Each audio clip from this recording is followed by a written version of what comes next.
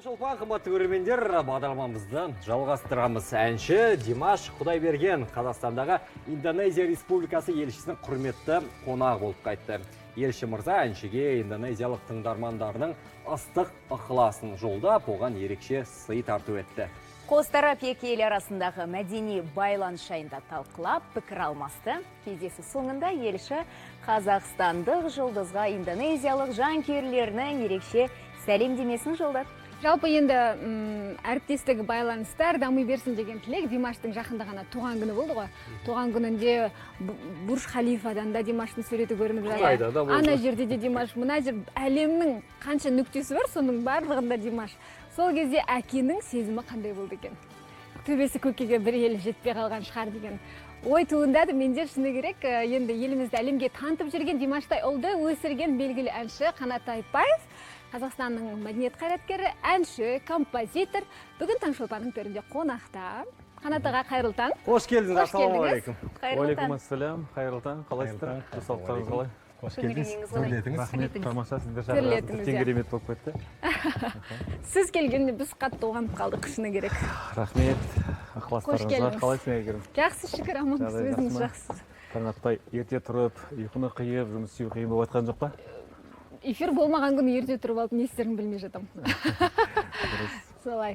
Енді жаңа айтып жатырмыз ғой, төбеңіз көкке бір елі жетпей қалған шығар деп, болжадық деп. Шын мәнінде білмеймін, бірақ сіз үйреніп кеткен шығарсыз. Олай емес, әрине. Ыстық, ықылас, пейіл дейтін қашанда адамды қанаттандыратын дүние ғой. Мына осы сәтті пайдалана отырып эфирді Димаштың сан түрлі елдердегі жанкүйерлерінен, тыңдармандарынан келіп жатқан ыстық ықылас сәлемін бүкіл отбасымызбен үлкен қуанышпен қарсы алғанымызды айта отырып, шын жүректен алғысымызды білдіргім келеді.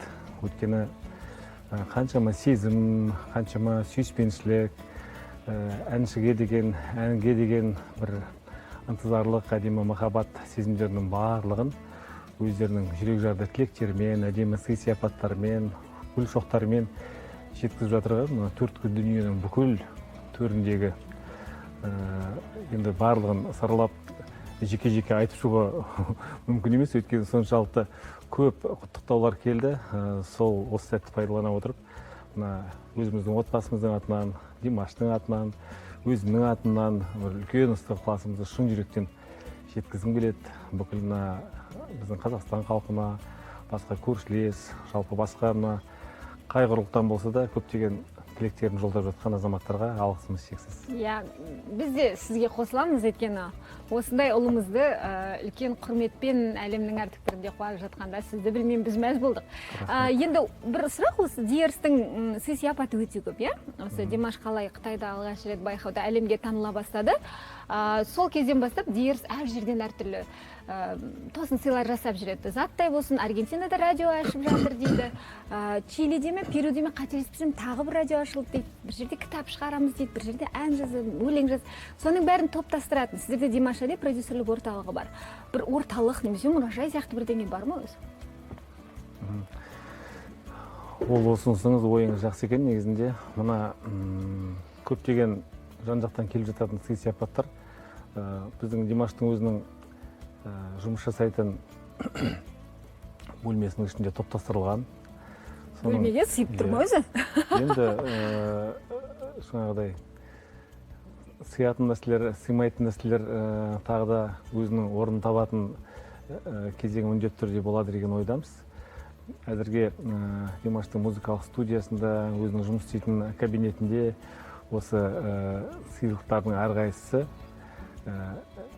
топтастырылып, жаңағыдай жинақталған.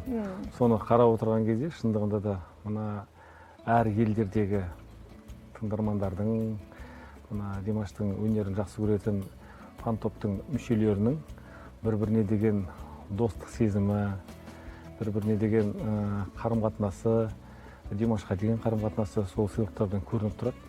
Біздің ең қатты қуанатынымыз, ең бастысы,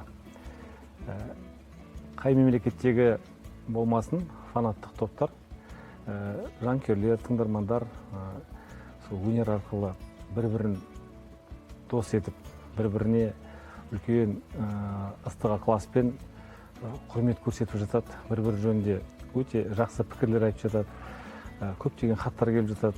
Соның ішінде мысалға бір елдің азаматтары екінші елге баратын болса, сол елдегі тағы Димаштың тыңдармандары басқа елден келген тыңдармандарын бір-бірін қонақ қылып күтіп алып жатады. Ең қуаныштысы біз үшін сол.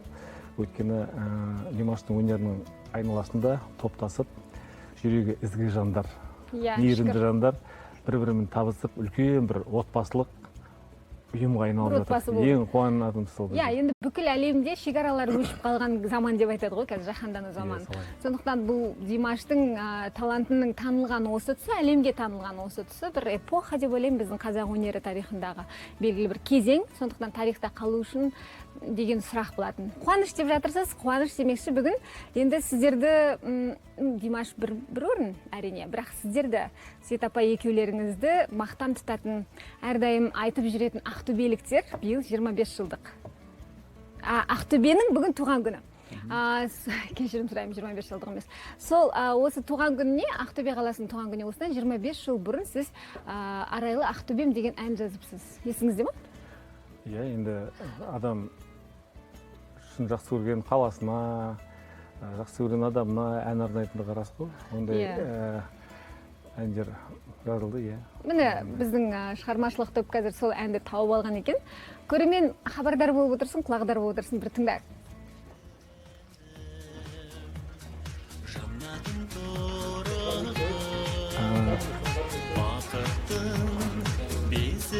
Бастауым болағым, арайлы Ақтөбем, алтындай таң нұрым. Негізі енді мен бесенге бір пікірімді қоса салайыншы сіздерге. Бір сәт қана түзете кетейін. Бұл әнді мен Ақтөбеге арнап мен де жазған, бірақ мынаны жазған біздің эстрадалық бағытта өнер жолындағы ағамыз, ұстазымыз, композитор Амангелді Сәндібаев. Амангелді Сәндібаев, кешірім сұраймыз. Орал Байсеңгір дейтін менің досымның сөзіне жазылған әдемі әлі. Бірақ енді бұл біздің репертуарымызға енді сол кездегі электрондық, аспаптық музыканың негізін салушы Жібек Жол дейтін тобымыз болды Қазақстандағы. Сол ансамбльдің ең алғашқы репертуарындағы әндердің бірі. Сондықтан да бірден түзетіп кетіп жатқаным ғой. Дұрыс, авторлықты әрине құқық бұзуға болмайды. Мен жалпы ойлаймын, осы енді сіздердің сахнаға шыққан замандарыңызда әрине интернет болмады. Бірақ болса, қазіргі Димаштан кем болмас еді деп ойлаймын танымалдықтарыңыз. Себебі республикалық шоуларға мен мысалы сценарий жазып сахна сыртында жүгіріп жүрген осыдан бір 10-15 жыл бұрын есімде. Сіздер келіп ән айтып кеткен кезде Димаш ол кезде кішкентай жеткіншек көріп тәнті болып не деген отбасы деп қалатынбыз. Жай ғана сіздердің таланттарыңыздың орнын да ерекше атап өту керек деп ойлаймын. Оған Света апайымыз өткенде Егіз лебіз жобасына қатысып тағы бір дәлелдеп кетті. Сіз өзіңіздің мәдениеттегі қайраткерлігіңізбен, атқарып жүрген әрекеттеріңізбен оны дәлелдеп жүрсіз. Сіздерге алғыс, қазақ өнерін дамытып жүргендеріңіз үшін. Енді дамытып жүрмегенмен әркім өзінің үлесін қосуға тырысады ғой біздің. Міне сіздердің видеоларыңыз сол кезде. Біз кішкентай жастау кездеріміз ғой. Мынау қай жыл? Бұл 98 жыл болу керек. Стилистикасына қарағанда, иә. Бұл ана Лұқпан Есенов дейтін ағамыз, марқұм керемет сондай бір ізгі жан болатынды, тамаша ойын-сауық отауының негізін қалаған адамдардың бірі ғой. Біздің Ақтөбеге келген сапарында біздің ол кісілермен бірге сол Ақтөбенің сахнасында өнер көрсетуімізге бір мүмкіндік болды. Содан кейін ол кісі осы өнерлеріңді Алматыға алып келіңдер. Бірақ ол кезде біз жеке-жеке ән айтқан болатынбыз. Сосын ағамыз біз насихаттауымыз керек. Мына өмірдегі, отбасындағы бір жарасымдылықты сахнаға шығып жүрген Қанат пен Айткүл Құдайбергеновтер бар. Жаңағы фольклорлық бағытта, бізге эстрадалық бағытта мына әдемі отбасылық жұп болып шығатын бір әдемі өнер жолын қалыптастыратын бір бағытты шығарғым келеді сахнаға. Сендерге тапсырма. Бір екеуін қосылып айтатындай бір ән алып келіңдер деп. содан Света екеуміз дайындалып сөйтіп шыққан болатынбыз. Сол балалық шақты әдемі жұп болды деп ойлаймын. еске алып, мына видеоны көрсетіп жатырсыздар, рахмет.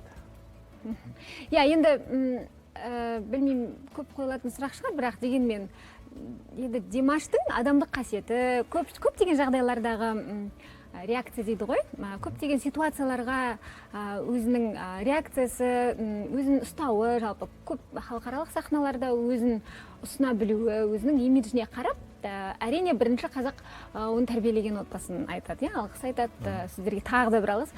Дегенмен содан кейін оның продюсерге өзіңіз екенін біліп, баласын алып келген адам көп шығар қазір. Сол продюсерлік орталықта әрі қарай жаңа Димаштар демек қой, ол қайталанбас тұлға. Дегенмен жаңа таланттарды өсіріп, алға жылжытуға мүмкіндік бар ма? Болашақта бәрі де мүмкін. Енді бұл жерде айта кету керек, продюсерлік деген ұғым, мысалға Димаш өзінің бағытын өзі айқындайтын азамат. Ол енді кәсіби әнші, кәсіби композиторлық класты да бітірді. Мына музыкалық продюсерлік деген өзінің әнінің құрылымын, айтатын әнін, аранжировкасын, бүкіл структурасын, соның барлығын айқындап, қандай бағытта жасалып, халыққа қалай ұсынылатын бүкіл формасын айқындайтын адам, музыкалық продюсер. Ал Димаш осы уақытқа дейін айтатын әндерінің бүкіл құрылымын, бүкіл жасалу жолдарын өзі қалыптастырып жүрген, өзінің өз продюсері. Менің бағытым енді Димашқа көмектесіп ұйымдастыру саласында, оның жаңағыдай концерттік бағыттарын, басқа дүниелерінің барлығына көмектесу. Мына кейде маған көп сұрақ қояды, сіз жаңағы бағыт бересіз, басқа әрине мен айқалып айтамын, жасым үлкен болғандықтан. Ал бірақ музыкалық бағытта Димаш жаңа толқынның өкілі.